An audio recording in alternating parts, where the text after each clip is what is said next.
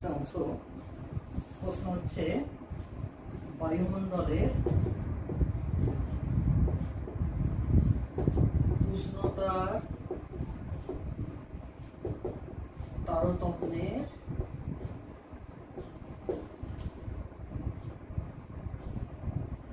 কারণ।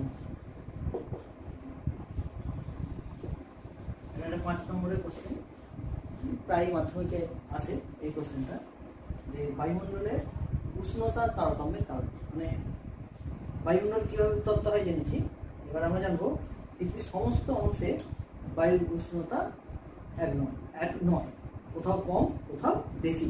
পৃথিবীর সমস্ত জায়গায় বায়ুর উষ্ণতা কেন কম কেন বেশি, সেই কম বেশির কারণটাই হচ্ছে উষ্ণতার তারতম্য, তার কারণ। বোঝা গেছে? তাহলে কী কী কারণে উষ্ণতার তারতম্য হয় আমরা একটা একটা করে পড়বো। পরীক্ষায় মোটামুটি 5খানা পয়েন্ট আমরা লিখবো পরীক্ষার জন্য 5 নম্বরে। আর আমরা অনেকগুলো পয়েন্ট আমরা কি করবো এবার ব্যাখ্যা করবো। প্রথম সবচেয়ে গুরুত্বপূর্ণ পয়েন্ট হচ্ছে 1 নম্বর হচ্ছে অক্ষাংশ।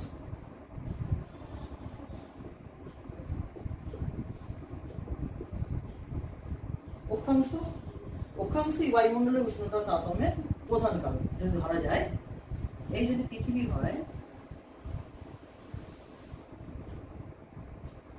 এটা হচ্ছে নিরক্ষরেখা, নিরক্ষরেখা থেকে এটা হচ্ছে মেরু, 90 ডিগ্রি উত্তর মেরু, 90 ডিগ্রি দক্ষিণ। এবার সূর্যরশ্মি এখানে পতন কোণের তারতম্য ঘটে, আর হচ্ছে পৃথিবীর সব জায়গায় দিন রাত্রির দৈর্ঘ্য কিনার সমান নয়।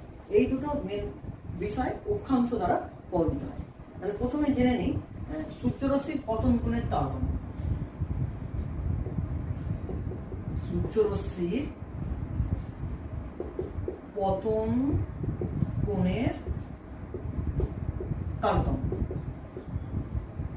সূর্যরশ্মির পতন কোণের তারতম্য কি? আমরা যদি এদিকটা সূর্য ধরি, এই বড় সূর্য ধরি, তাহলে সূর্য থেকে পৃথিবীর ওপর কি হয়, আলোক রশ্মিটা গিয়ে পড়ে।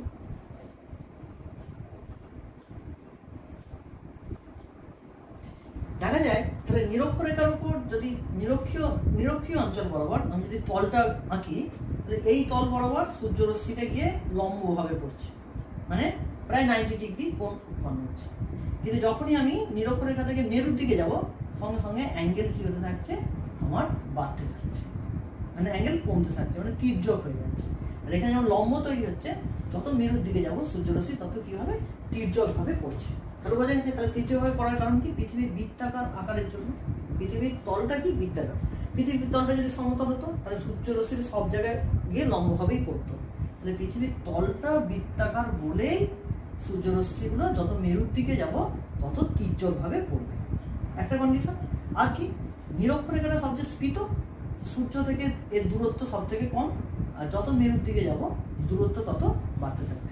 তাহলে নিরক্ষরেখা থেকে যত মেরুর দিকে যাব সূর্য থেকে দূরত্ব তত বাড়তে থাকবে, দূরত্ব বাড়লেই তাপমাত্রা কি হবে, কম হবে। তাহলে বোঝা গেছে তাহলে নিরক্ষীয় অঞ্চলে তাপমাত্রা বেশি, যত মেরুর দিকে যাব তাপমাত্রা তত কমতে থাকবে। এর আরেকটা অংশ কি, দিন রাত্রির দৈর্ঘ্যের হ্রাস বৃদ্ধি। দিন রাত্রির দৈর্ঘ্যে হ্রাস বৃদ্ধি। বুঝা গেছে কি, এই যে পৃথিবী তার সেটি অক্ষের সঙ্গে 6.5 ডিগ্রি কোণ করে হেলে আছে। এবার একটা আমাদের যদি ছায়াবৃত্তটাকে কল্পনা করি, এটা তাহলে 90 ডিগ্রি তখন হবে, এটা হেলে থাকাটা, এদিকে 90 ডিগ্রি, সূর্যের আলো পড়া মানে এই হচ্ছে আমার ছায়াবৃত্ত, এদিকটা দিন আর এদিকটা কি রাত্রি। বোঝা গেছে হচ্ছে দিন রাত্রির দৈর্ঘ্যের হ্রাস বৃদ্ধি। দিন রাত্রির দৈর্ঘ্যের হ্রাস বৃদ্ধি কি বলছে, পৃথিবীর সমস্ত অংশে দিন রাত্রির দৈর্ঘ্য কি নয়, সমান নয় হচ্ছে। একমাত্র নিরক্ষরেখায় 12 ঘন্টা দিন 12 ঘন্টা রাত্রি। এবার একবার যখন হচ্ছে সূর্যের উত্তরায়ণ ও দক্ষিণায়নের সঙ্গে সঙ্গে যখন উত্তরায়ণ হয়, যখন উত্তর গোলার্ধ সূর্যের দিকে হেলে থাকে, তখন উত্তর গোলার্ধে দিনের দৈর্ঘ্য বেশি হয়, রাতের দৈর্ঘ্য কম হয়। ঠিক যখন দক্ষিণ গোলার্ধ সূর্যের দিকে হেলে থাকে, তখন দক্ষিণ গোলার্ধের দিনের দৈর্ঘ্য বেশি, রাতের দৈর্ঘ্য কম। আর এই যে হেলে থাকার জন্য এই যে ছায়াবৃত্ত এইভাবে লম্বভাবে অবস্থান করছে। এদিকে যদি ধরুন কি এখন দক্ষিণ গোলার্ধ, এটা কোন দক্ষিণ, এটা উত্তর, দক্ষিণ গোলার্ধটা সূর্যের দিকে চলে আছে, তাহলে এখানে দক্ষিণ গোলার্ধে দেখছি দিনের দৈর্ঘ্যটা বেশি, রাতটা কম।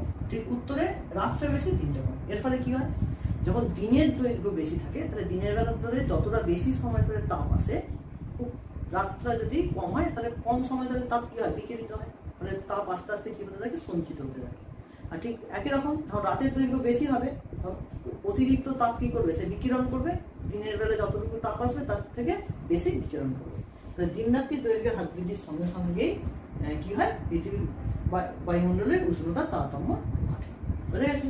ওই জন্য যখন আমাদের এখানে যখন শীতকাল হয় তখন আমাদের এখানে দিনের দৈর্ঘ্য কি কম, রাতের দৈর্ঘ্য অনেক বেশি। এই যখন গ্রীষ্মকাল থাকে তখন গ্রীষ্মকালে দিনের দৈর্ঘ্য অনেক বেশি, রাতের দৈর্ঘ্য অনেক কম। বুঝে গেছে? এটা অক্ষাংশ।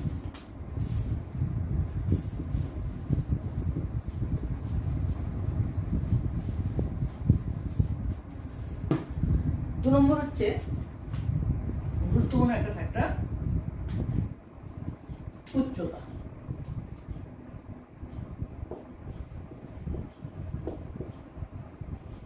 উচ্চতা কি হচ্ছে, বায়ুমণ্ডলে ভূপৃষ্ঠ থেকে যত উপরে উঠবো উষ্ণতা তত কি হতে থাকে, হ্রাস পেতে থাকে। বুঝা গেছে? ভূপৃষ্ঠ থেকে যত উপরে উঠবো উষ্ণতা তত হ্রাস পেতে থাকে, তাকে উষ্ণতার স্বাভাবিক হ্রাস হার বলে। উষ্ণতার কি স্বাভাবিক হ্রাস হার, আমরা এটা আগে জানি। উষ্ণতার স্বাভাবিক হ্রাস হার হচ্ছে 6.4 ডিগ্রি সেন্টিগ্রেড প্রতি কিলোমিটার। প্রতি কিলোমিটারে 6.4 ডিগ্রি সেন্টিগ্রেড করে উষ্ণতা হ্রাস পায়, একে উষ্ণতার স্বাভাবিক হ্রাস হার বলে। উষ্ণতার স্বাভাবিক হ্রাস বা lapse rate, normal lapse rate. তাহলে কি কারণে জানবো, তাহলে উচ্চতা বৃদ্ধির সঙ্গে সঙ্গে উষ্ণতা হ্রাস পাওয়ার কারণগুলো কি হচ্ছে। 1 নম্বর কারণ, ভূপৃষ্ঠ থেকে বিকিরিত তাপ বায়ুমণ্ডলের উপরে খুব কম পৌঁছায়। হয়েছে? 1 নম্বর হলো কি, বিকিরিত তাপ ভূপৃষ্ঠের বিকিরিত তাপ ঊর্ধ্ব বায়ুমণ্ডলে কম পৌঁছায়, ঊর্ধ্ব বায়ুতে কম পৌঁছায়। ফলে ঊর্ধ্ব বায়ুমণ্ডলের তাপমাত্রা কম হয় কেন, আগে আমরা পড়েছি পৃথিবী পৃষ্ঠ আগে উত্তপ্ত হয়, তারপর পৃথিবীর তাপ বিকিরণ করে বায়ুমণ্ডলকে কি করে, উত্তপ্ত করে। তাহলে পৃথিবী পৃষ্ঠের বিকিরিত তাপ খুব কম পরিমাণে উপরে পৌঁছায়। 2 নম্বর পয়েন্ট হচ্ছে, উপরে ধূলিকণার পরিমাণ কম থাকে, ধূলিকণা কম, এটা 2 নম্বর পয়েন্ট। কম থাকার ফলে কি হচ্ছে, তাপ শোষণ প্রক্রিয়ায় কম তাপ শোষিত হয়, তার তুলনায় নিচের বায়ুমণ্ডলে তাপ শোষণ প্রক্রিয়া অনেক বেশি। এখানে তাপ শোষণ প্রক্রিয়ায় তাপ কি হয়, অনেক নিচের বায়ুমণ্ডল অনেক বেশি উত্তপ্ত হয়। 3 নম্বর পয়েন্ট কি, উপরের বায়ুর ঘনত্ব কম, ঘনত্ব কম। যে উপরের বায়ুর ঘনত্ব কি কম, সে ঘনত্ব কম, দ্রুত তাপ বিকিরণ করে, দ্রুত তাপ বিকিরণ, দ্রুত তাপ বিকিরণ করে, এটা 3 নম্বর। মানে ঘনত্ব, উপরের বায়ুর ঘনত্ব কম হওয়ার জন্য সে দ্রুত তাপ বিকিরণ করছে, করে শীতল হচ্ছে, তার তুলনায় নিচের বায়ু ধীরে ধীরে তাপ বিকিরণ করে, তার জন্য উষ্ণতা বেশি। আর 4 নম্বর কারণ কি, ভূপৃষ্ঠ থেকে যত উপরে উঠবো বায়ুর চাপ হ্রাস পায়। চাপ কি হয়, বায়ুচাপ হ্রাস পায়। বায়ুচাপ যত হ্রাস পাবে উষ্ণতা তত কমতে থাকবে, বায়ুচাপ বেশি থাকলে উষ্ণতা কি হবে, বেশি হবে। বুঝা গেছে? তাহলে এই হলো উষ্ণতা স্বাভাবিক হ্রাস হারের কারণ। তাহলে 4টে কারণ বোঝা গেছে। 1 হলো ভূপৃষ্ঠ থেকে বিকিরিত তাপ ঊর্ধ্ব বায়ুমণ্ডলে কম পৌঁছায়। 2 হচ্ছে উপরের বায়ুতে ধূলিকণা বা কম থাকার জন্য তাপ শোষণ প্রক্রিয়ায় বায়ুমণ্ডল কম উত্তপ্ত হয়, তার তুলনায় নিচের বায়ু বেশি উত্তপ্ত হয়। উপরের বায়ুর ঘনত্ব কম, সেই জন্য দ্রুত তাপ বিকিরণ করে কি হয়, শীতল হয়ে যায়, নিচের বায়ু ধীরে ধীরে তাপ বিকিরণ করে। আর 4 নম্বর, যত উপরে উঠবো বায়ুর চাপ তত কমতে থাকে, বায়ুর চাপ কম হলেই উষ্ণতা কি হবে, হ্রাস পাবে। এই হলো উষ্ণতা স্বাভাবিক হ্রাস হারের কারণ। এবার একটা পড়ে নেবো গুরুত্বপূর্ণ প্রশ্ন উষ্ণতা সংক্রান্ত, বৈপরীত্য উত্তাপ।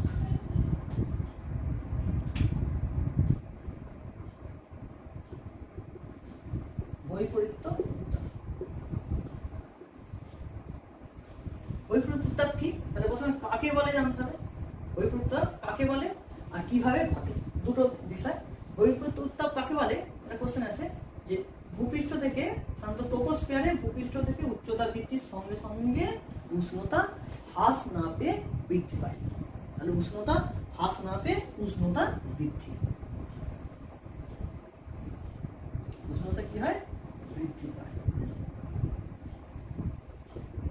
কোথায়, ট্রপোস্ফিয়ারের মধ্যে, ট্রপোস্ফিয়ারের মধ্যে উচ্চতা বৃদ্ধিতে, উচ্চতা বৃদ্ধিতে উষ্ণতা হ্রাস না পেয়ে উষ্ণতা কি হবে, বৃদ্ধি পায়। তখন সেই অবস্থাটাকে কি বলা হচ্ছে, বৈপরীত্য উত্তাপ। বোঝা যাচ্ছে বৈপরীত্য উত্তাপ কি? এবার এই বৈপরীত্য উত্তাপ কোন কোন অবস্থায় তৈরি হয়, কিভাবে তৈরি হয় আমরা জেনে নিই, কোন কোন কন্ডিশনে বৈপরীত্য উত্তাপ সৃষ্টি হয়। 1 নম্বর কন্ডিশন একটা করি, যে শান্ত পার্বত্য উপত্যকা। কি উপত্যকা, শান্ত পার্বত্য উপত্যকা। সেই পার্বত্য উপত্যকায় কি হয়, দিনের রাতের বেলায় ওপরের বায়ু দ্রুত তাপ বিকিরণ করে শীতল হয়। তাপ বিকিরণ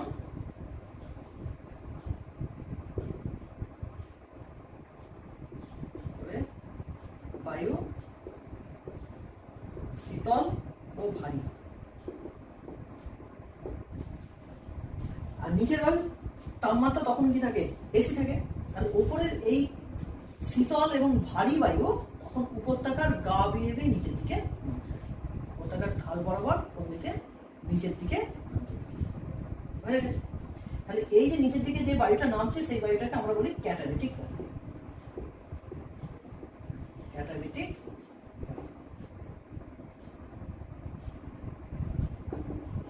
তাহলে এখানে যদি আমার বায়ুর উষ্ণতা 1 ডিগ্রি সেন্টিগ্রেড, এখানে যদি আমার 2 ডিগ্রি সেন্টিগ্রেড, 3 ডিগ্রি সেন্টিগ্রেড থাকে, এখানে 2 ডিগ্রি সেন্টিগ্রেড থাকে, তাহলে এই বায়ুটা নেমে নেমে নিচের উষ্ণতা কত হয়ে গেল, 1 ডিগ্রি সেন্টিগ্রেড। তাহলে আমি এখানে ভূপৃষ্ঠ থেকে যখন উপরে উঠবো, তাহলে এখানে ঠান্ডা, তারপর উষ্ণতা কি হয়ে গেল, বেড়ে গেল। তাহলে এটা হচ্ছে কি, যদি পার্বত্য অঞ্চলে শান্ত আবহাওয়া কি করে, বিরাজ করে, শান্ত আবহাওয়া। তাহলে বোঝা গেছে যে বৈপরীত্য উত্তাপ এখানে এই অবস্থায় বৈপরীত্য উত্তাপ সৃষ্টি হয়। আর কোথায় সৃষ্টি হয়, এটা 1 নম্বর কন্ডিশন।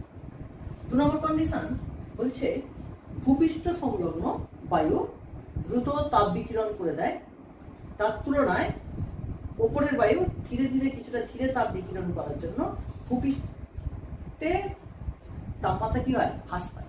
ঠিক তার উপরে উষ্ণতাটা কি থাকে, বেশি থাকে। কারণ ভূপৃষ্ঠ দ্রুত তাপ বিকিরণ করে, তার তুলনায় বায়ুমণ্ডল কি হয়, ধীরে ধীরে তাপ বিকিরণ করে। তাহলে ভূপৃষ্ঠের কাছের বায়ুটা কি হয়, ঠান্ডা হয়ে যায়, কিন্তু ভূপৃষ্ঠের কিছুটা উপরে বায়ু কি থাকে, গরম থাকে। তার ফলে বৈপরীত্য তাপ সৃষ্টি হয়, তার ফলে বৈপরীত্য উত্তাপ সৃষ্টি হচ্ছে। আরেকটা 3 নম্বর একটা কন্ডিশন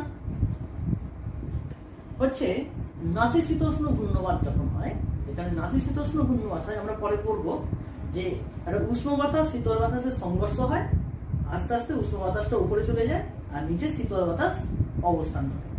তখন তাহলে কি, নিচে শীতল বাতাস, উপরে উষ্ণ বাতাস, অর্থাৎ নাতিশীতোষ্ণ ঘূর্ণবাতে শেষ পর্যায়ে বৈপরীত্য উত্তাপ সৃষ্টি হয়। বুঝা গেছে? তাহলে বৈপরীত্য উত্তাপ কি আর কিভাবে সৃষ্টি হয়, এটা পড়া হয়ে গেল।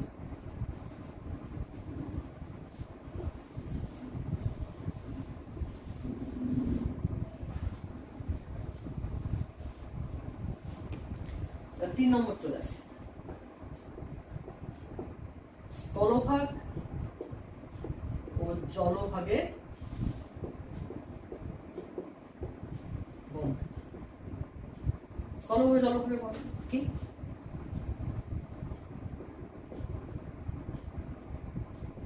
সমুদ্র, স্থলভাগ সূর্যের আলো, সূর্য থেকে তাপ পড়ছে, একইভাবে স্থলভাগের উপর পড়লো দিনের বেলায়, সমুদ্রের উপর যদি পড়ে স্থলভাগ দ্রুত উত্তপ্ত হয়, খুব তাড়াতাড়ি গরম হয়ে যায়, ফলে স্থলভাগের উপর বায়ুর তাপমাত্রা কি হয়, বৃদ্ধি পায়। আর সেই তুলনায় সমুদ্র ধীরে ধীরে উত্তপ্ত হয়, তখন এখানে বায়ুর তাপমাত্রা কি থাকে, কম থাকে। একটা কন্ডিশন। আবার ঠিক রাতের বেলায় স্থলভাগ দ্রুত তাপ বিকিরণ করে দেয়, ফলে ঠান্ডা হয়ে যায়, সমুদ্র ধীরে ধীরে তাপ বিকিরণ করে, তারপরে সমুদ্রের উপর তাপমাত্রা কি থাকে, বেশি থাকে। এই অবস্থা ঠিক শীত গ্রীষ্মের তাই হয়। শীতকালে সমুদ্রের উপর বায়ুর তাপমাত্রা বেশি থাকে, শীতকালে সমুদ্রের উপর বায়ুর তাপমাত্রা বেশি থাকে আর স্থলভাগের উপর তাপমাত্রা কম থাকে, আর গ্রীষ্মকালে স্থলভাগের উপর তাপমাত্রা বেশি থাকে, সমুদ্রের উপর তাপমাত্রা কম থাকে। বোঝা গেছে? তাহলে এইভাবে স্থলভাগ ও জলভাগের বন্টনের কারণেই আমার বায়ুর উষ্ণতা কি হচ্ছে, তারতম্য ঘটছে। এটা তো 3 নম্বর কারণ।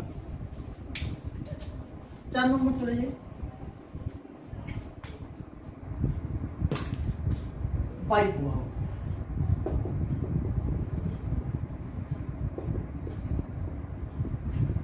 কোন স্থানের উপর দিয়ে উষ্ণ বায়ু যদি প্রবাহিত হয় তাহলে সেখানে বায়ুর উষ্ণতা কি হবে, আস্তে আস্তে বৃদ্ধি পাবে। বুঝা গেছে? কোন স্থানের উপর দিয়ে উষ্ণ বায়ু প্রবাহিত হলে সেই স্থানে বায়ুর উষ্ণতা আস্তে আস্তে কি হবে, বৃদ্ধি পাবে। বা আবার শীতল বায়ু যদি প্রবাহিত হয় তাহলে সেইখানে বায়ুর উষ্ণতা কি হবে, কমিয়ে দেবে। আবার যেমন ভারতবর্ষের ক্ষেত্রে দক্ষিণ পশ্চিম মৌসুমী বায়ু হচ্ছে আমাদের কোথায় থাকে, সমুদ্রে ছিল, সমুদ্র থেকে যখন স্থলভাগে প্রবেশ করে সেখানে বৃষ্টিপাত ঘটিয়ে এখানে উষ্ণতা প্রায় 10 ডিগ্রি কমিয়ে দেয়। 10 ডিগ্রি সেন্টিগ্রেড কি হয়, উষ্ণতা কমিয়ে দেয়।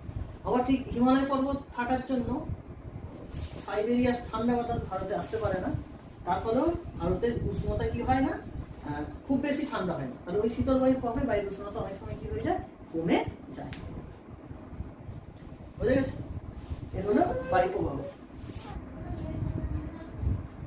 এবার চলে যাই 5 নম্বর, সমুদ্র স্রোত। সমুদ্র স্রোত কি? 2 ধরনের সমুদ্র স্রোত দেখা যায়, একটা উষ্ণ স্রোত আর একটা হচ্ছে শীতল স্রোত। যেখানে সমুদ্রের ওপর যেখানে উষ্ণ স্রোত প্রবাহিত হবে সেখানে বায়ুর উষ্ণতা কি হবে, বেশি হবে। যেখানে শীতল স্রোত প্রবাহিত হবে সেখানে বায়ুর উষ্ণতা কি হবে, কম হবে। সাধারণত নিরক্ষীয় অঞ্চলে বেশিরভাগ উষ্ণ স্রোত প্রবাহিত হয়, তার উপর হচ্ছে উষ্ণতা কি হয়, বেশি থাকে। আবার ওই নিরক্ষীয় অঞ্চলের উষ্ণ সমুদ্র স্রোত যখন হচ্ছে নাতিশীতোষ্ণ অঞ্চলের দিকে চলে যায়, সেই নাতিশীতোষ্ণ অঞ্চলের বায়ুর উষ্ণতাকে কি করে, বাড়িয়ে দেয়। আবার মেরু অঞ্চলের শীতল স্রোত যখন নিরক্ষীয় অঞ্চলের কাছে চলে আসে, ক্রান্তীয় অঞ্চলে প্রবেশ করে, তখন ক্রান্তীয় অঞ্চলের বাতাসের উষ্ণতা কি করে, কমিয়ে দেয়। যেমন উপসাগরীয় স্রোত আটলান্টিক মহাসাগরে, সে যখন ইউরোপের উত্তর পশ্চিম উপকূলে চলে যায়, সেখানে উত্তর পশ্চিম উপকূলে বায়ুর উষ্ণতা কি করে, বাড়িয়ে দেয়। বোঝা গেছে? তাহলে এইভাবে সমুদ্র স্রোত বায়ুর উষ্ণতাকে কি করে, নিয়ন্ত্রণ করে। তারপর হচ্ছে কি ভূমির ঢাল। এই ভূমির ঢাল, ধর এখানে তো সূর্য আছে, সূর্য রশ্মি পড়ল, সূর্য যখন, এটা হচ্ছে উত্তর গোলার্ধ ধর্ম, এটা যদি আমি 0 ডিগ্রি নিরক্ষরেখা ধরি তাহলে এটা আমাদের উত্তর দিক, এটা যদি আমরা কি দেখি, দক্ষিণ দিক। বুঝা গেছে? তাহলে এই একটা পাহাড় যদি থাকে, উচ্চভূমি থাকে, তাহলে সূর্যের আলো তাহলে এই উচ্চভূমির দক্ষিণ ঢালে বেশি পড়বে, উত্তর ঢালে কি করবে, কম করবে। এটা দক্ষিণ ঢাল, এটা উত্তর ঢাল। বুঝা গেছে? তাহলে উচ্চভূমির ক্ষেত্রে উত্তর গোলার্ধে দক্ষিণ ঢালে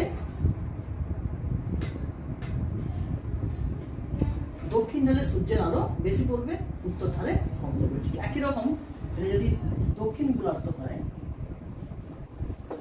তাহলে দক্ষিণ গোলার্ধের এটা হচ্ছে কি ঢাল, দক্ষিণ ঢাল, এটা হচ্ছে উত্তর ঢাল। সূর্যের আলো দক্ষিণ গোলার্ধে উত্তর ঢালে বেশি পড়বে, তাহলে উত্তর ঢালে বায়ুর উষ্ণতা বেশি হবে, দক্ষিণ ঢালে বায়ুর উষ্ণতা কম হবে। বুঝে গেছে? এটা যদি উত্তর গোলার্ধের ক্ষেত্রে দক্ষিণ ঢালে সূর্যরশ্মি বেশি পড়ে লম্বভাবে, বেশি সূর্যরশ্মি পড়ে, আর উত্তর ঢালে কম, তাহলে দক্ষিণ ঢালে তাপ বেশি। আর দক্ষিণ গোলার্ধের উত্তরমুখী ঢালে বায়ুর উষ্ণতা বেশি, দক্ষিণ ঢালে উষ্ণতা কম। তাহলে এটা হলো আমার ভূমির ঢাল। এবার চলে যাই মেঘাচ্ছন্নতা ও অদক্ষতা।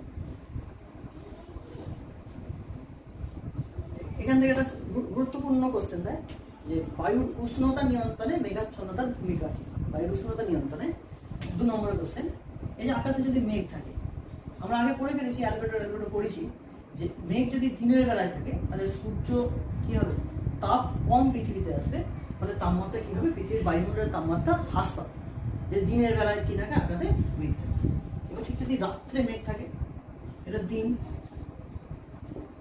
আর রাত্রিতে যদি মেঘ থাকে তাহলে ভূপৃষ্ঠ থেকে বিকিরিত তাপ মেঘের বাধাপে ফিরে আসে, ভূপৃষ্ঠ থেকে তাপ বাধাপে ফিরে আসে। ফলে রাত্রে যদি মেঘ থাকে রাতে মেঘ থাকলে বায়ুর উষ্ণতা বৃদ্ধি পায়, বায়ুর উষ্ণতা বৃদ্ধি পায়। ওই জন্য মেঘমুক্ত দিন অপেক্ষা মেঘাচ্ছন্ন দিন বা মেঘমুক্ত রাত্রি অপেক্ষা মেঘযুক্ত রাত্রির তাপমাত্রা কি থাকে, বেশি থাকে। বোঝা গেছে কেন? আকাশে মেঘ থাকার জন্য ভূপৃষ্ঠ থেকে যে তাপটা বিকিরিত হয় সেটা মেঘে বাধা পেয়ে আবার পৃথিবীতে ফিরে আসে, ফলে পৃথিবীর বায়ুর তাপমাত্রা কি করে বৃদ্ধি পায়। বোঝা গেছে? আর অধঃক্ষেপণ আমরা জানি, হঠাৎ করে গরম আছে যদি বৃষ্টি হয়, তাহলে বৃষ্টি এসে গেলেই সঙ্গে সঙ্গে কি হবে, বায়ুর তাপমাত্রা কিছুটা হ্রাস পাবে। আবার যেখানে তুষারপাত হয় সেখানে বায়ুর উষ্ণতা কি হয়, তুষারপাত হলেই আবার ঠান্ডা অনেক বেশি হয়ে যায়। তাহলে অধঃক্ষেপণের পরিমাণের উপর অধঃক্ষেপণ হলেই বায়ুর উষ্ণতা কি হবে, হ্রাস পাবে। বোঝা গেছে? এবার হচ্ছে স্বাভাবিক উদ্ভিদ। স্বাভাবিক আমরা জানি একদম ফাঁকা প্রান্তর, আর যেখানে হচ্ছে অরণ্য আছে, গাছতলা, গাছ টাছ থাকবে, তাহলে গাছ যেখানে থাকবে সেখানে অলরেডি সূর্যের বায়ুর তাপমাত্রা কি হবে, অনেকটা কম হবে। কেন?